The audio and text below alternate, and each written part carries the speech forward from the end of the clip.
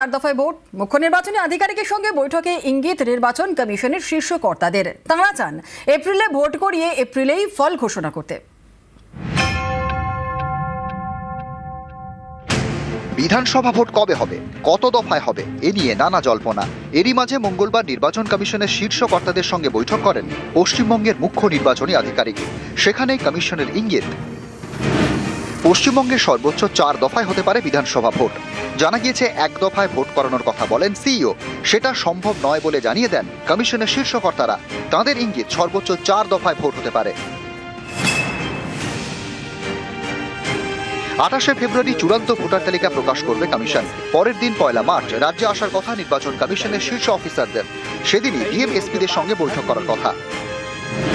এবারের ভোটে একটি সর্বোচ্চ বুথে ভোটার 1800 থেকে কমিয়ে করা হয়েছে 1200, তাই বাড়বে বুথের সংখ্যা। প্রায় 80,000 থেকে বুথের সংখ্যা বেড়ে হতে পারে প্রায় 90,000।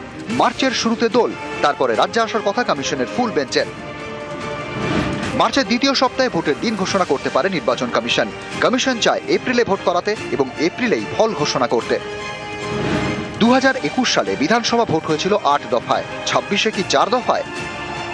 6, 7 বা 8 দফায় নয়, রাজ্যে বিধানসভা ভোট সর্বোচ্চ 4 দফায় হবে, তেমনটাই ইঙ্গিত জাতীয় নির্বাচন কমিশনের থেকে পেয়েছেন রাজ্যের মুখ্য নির্বাচনী আধিকারিক বলেই কমিশন সূত্রে খবর।